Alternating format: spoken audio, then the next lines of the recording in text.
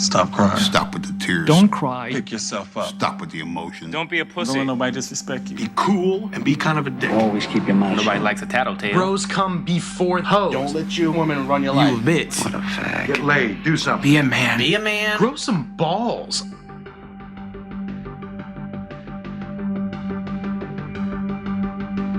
The three most destructive words that every man receives when he's a boy is when he's told to be a man.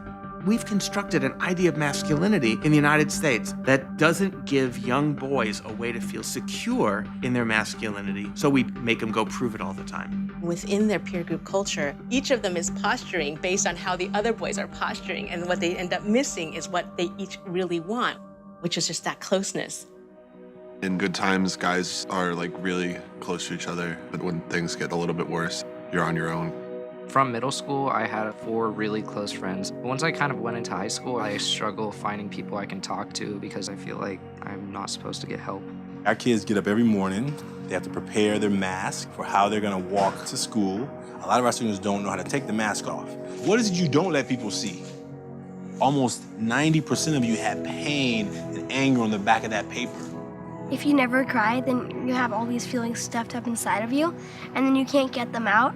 They really buy into a culture that doesn't value what we've feminized. If we're in a culture that doesn't value caring, doesn't value relationships, doesn't value empathy, you are going to have boys and girls, men and women go crazy. I had anger issues in high school. I felt like an outcast. I've been suspended at least once every year I was here. We would just look for trouble and just like try to fight. Boys are more likely to act out. They're more likely to become aggressive. Most people miss that as depression or see it as a conduct disorder or just a bad kid. I felt like just giving up on life. You know, I actually had suicide thoughts in my head at 6th grade. I felt alone for a long time, and I actually thought about killing myself. Whether it's homicidal violence or suicidal violence, people resort to such desperate behavior only when they are feeling shamed and humiliated or feel they would be if they didn't prove that they were real men. If you're told from day one, don't let nobody disrespect you, and this is the way you handle it as a man, respect is linked to violence. If I can man up, why step down from that, you feel me? It's like instinct. So man up. Man up. Man up. Man up. Hold some fucking balls. Act like a man. Be a man. Be a man. For my kids, I was gonna end this hyper-masculine narrative here.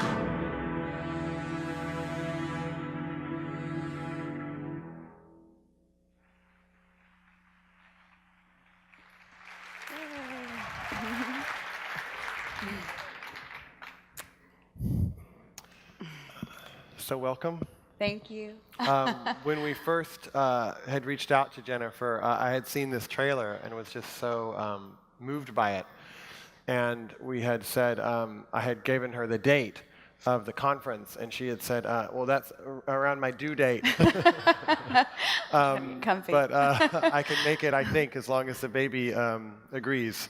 So I just want to welcome you and thank you for coming here, even when you're 9.5 months pregnant. Yeah, thank you. And I wanted to start by just saying, why boys? Like, why this topic when I know there's so much attention also to girls, which is quite needed. But what inspired you to really look at the conditioning and the orientation around boys? Yes, thank you. That's a great question. So essentially, when my first documentary as a director, Misrepresentation, premiered, I traveled all over the world to places as far away as Abu Dhabi and Singapore and as close to home as neighborhood schools. And everywhere I went, people thanked me for misrepresentation, but inevitably there would be a few people in the audience who asked about our boys. And some even said, well, isn't there a boy crisis going on? And how can we help our boys be a part of the larger gender equity solution? Now, I was pregnant with our son Hunter at the time that I was traveling around, and curious, as I was raised with one of 5 girls, curious about raising a boy, and really concerned about this boy crisis.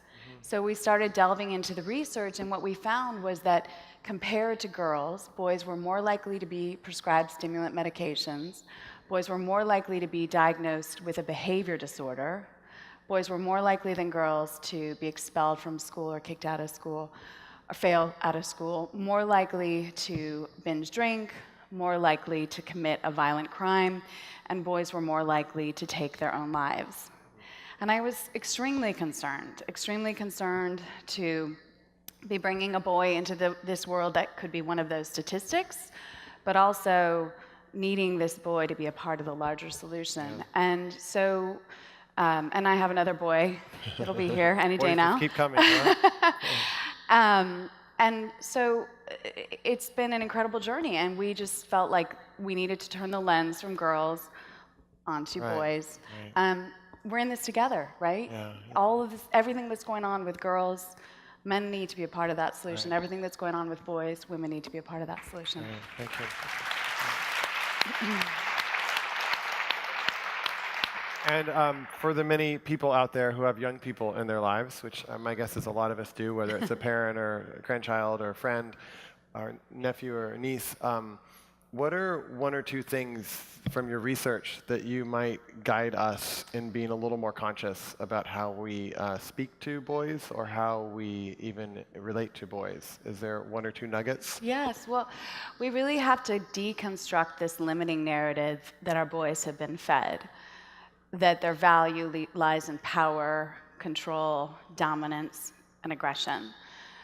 It's up to us to help boys stay connected, keep their heads connected to their hearts, not repress their emotions. So many studies indicate that boys are born more sensitive than girls at birth, but that we socialize that sensitivity out of them. I would argue my son's more sensitive than my daughter's. But regardless, because we're all on a spectrum anyway, it's up to us to raise and socialize our boys as human beings. So having dialogues with them about what they're consuming, whether it's in advertising, the media, video games, especially violent video games, being parents and remembering that we're the adult and we have a right to set limits and boundaries, and we can do so with love and education, right? So there's a lot we can do, and that's what we do at the Representation Project, and it's literally why we started the Representation Project, to continue the conversation beyond the films into everyday lives. In particular, we're extremely interested in talking to all adults who, whether parents, caregivers, mentors, coaches, it's up to everyone in children's lives to make sure that they have the tools and resources and support to stay true to who they are, to stay true to their authentic selves, and not deny or repress a part of themselves. And I think that's ultimately, at the end of the day, for our boys,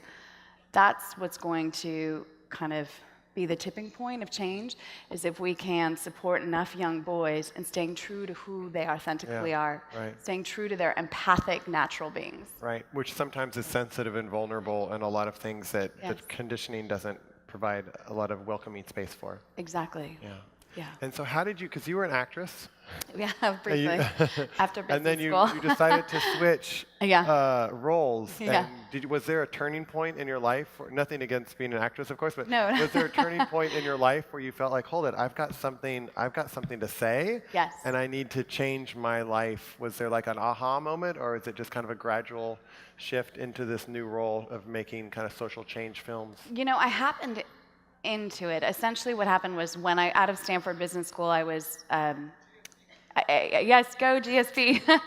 I was in the entertainment industry, acting and producing, and my acting agents at the time told me to lie about my age. I was 28 at the time, and take my Stanford MBA off of my resume because they felt like that would be too threatening.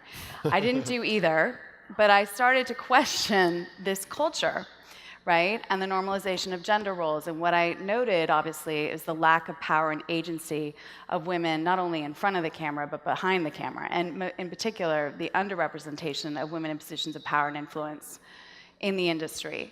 And so I started meeting with female directors to ask them if they would help me make this documentary. I'd produced before. And what I found was that basically all the women filmmakers who I approached loved the idea of this film that ultimately became Misrepresentation, but were afraid of being blacklisted. And I realized if I wanted to get the film made, I would have to make it So myself. if they produced a film that talked about feminine needs, that all the male executives in Hollywood Wouldn't hire them. wouldn't have them. Okay. Yeah. Got it. And so I'm just, I don't know, So now you're stubborn maybe. I was just determined. And I basically just set out to make it and I liked being directed. I had no idea that I wanted to be a director, but I was so grateful that I took this leap of faith and did it. And it was really a gift to me because, you know, I haven't looked back since. I love filmmaking, and I love it from the director's seat. Got it. And then how do you step out into different communities and roles? Because what I love about your work is you go to different people and from different economic situations and backgrounds.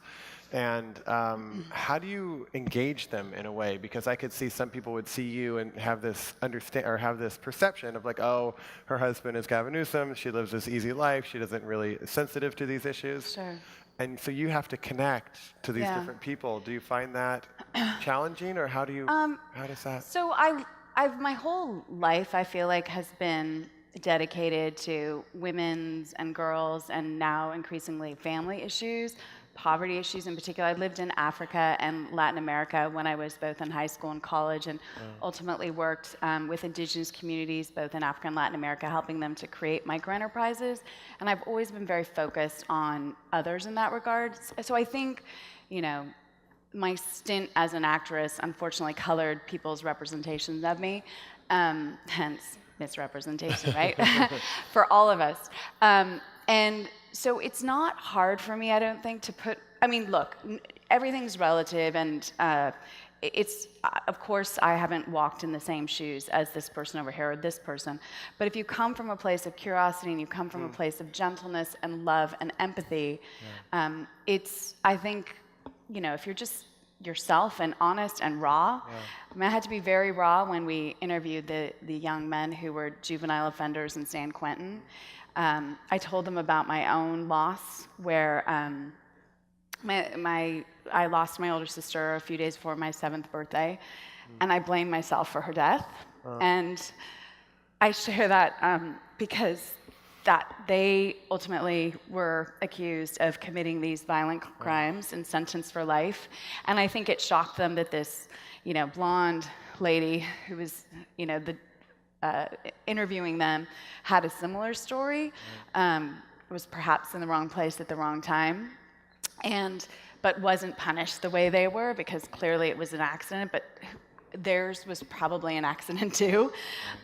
So anyway, I share that just because I guess, you know, I quite enjoy spending time with people and being real and unmasking and showing them that it's safe to unmask themselves. Beautiful, beautiful. Yeah. And for people out there who are passionate about doing a project, they might not want to do a feature film, right? But they have something that's stirring them, you know, whether it's boys or girls, or something that they feel like is a voice that they want to get across. Do you have any thoughts on how to kind of nurture that and follow that? It sounds like you started interviewing people to get more information, but I know people out here also feel like they're drawn to an issue, and I'm curious from your own experience how you have kind of begun to cultivate that in a way that does service to that voice. Yes. You know, you just have to do it. You have to be fearless. And look, when I set out to make Misrepresentation, everybody told me that, you know, I was crazy to be doing this. You know, who was I to think I could make this film? This film had been made before. We'd already achieved parity in the United States of America because Hillary Clinton had run for the presidency. She'd run for the presidency, therefore we'd achieved parity.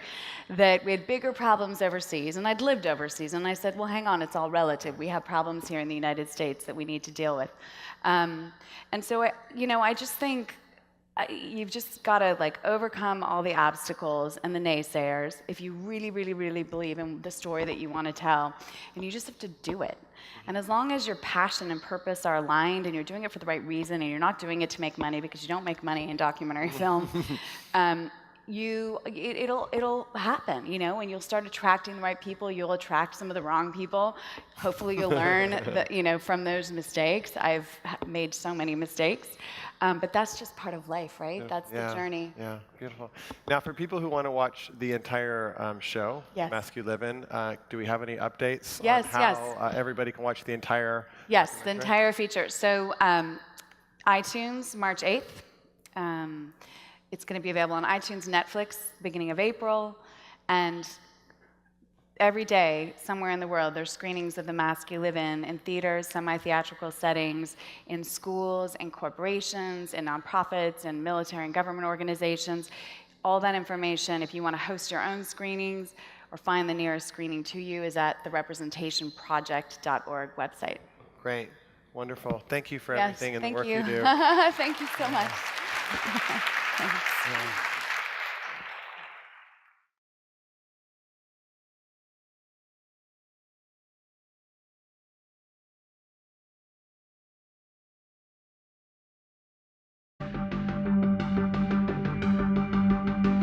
The three most destructive words that every man receives when he's a boy is when he's told to be a man. We've constructed an idea of masculinity in the United States that doesn't give young boys a way to feel secure in their masculinity, so we make them go prove it all the time. Within their peer group culture, each of them is posturing based on how the other boys are posturing, and what they end up missing is what they each really want, which is just that close. Boys are more likely to act out. They're more likely to become aggressive. Most people miss that as depression or see it as a conduct disorder or just a bad kid. I felt like just giving up on life. You know, I actually had suicide thoughts in my head at 6th grade. I felt alone for a long time, and I actually thought about killing myself. Whether it's homicidal violence or suicidal violence.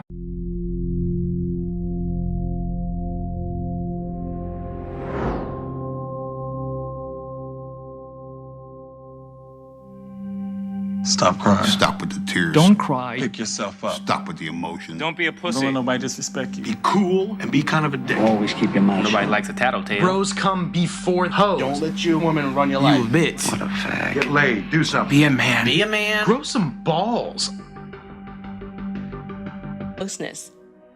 In good times, guys are like really close to each other, but when things get a little bit worse, you're on your own. From middle school, I had 4 really close friends. Once I kind of went into high school, I struggle finding people I can talk to because I feel like I'm not supposed to get help. Our kids get up every morning. They have to prepare their mask for how they're gonna walk to school. A lot of our students don't know how to take the mask off. What is it you don't let people see? Almost 90% of you have pain and anger on the back of that paper. If you never cry, then you have all these feelings stuffed up inside of you, and then you can't get them out. They really buy into a culture that doesn't value what we've feminized. If we're in a culture that doesn't value caring, doesn't value relationships, doesn't value empathy, you are going to have boys and girls, men and women go crazy. I had anger issues in high school. I felt like an outcast. I've been suspended at least once every year I was here. We would just look for trouble and just like try to fight.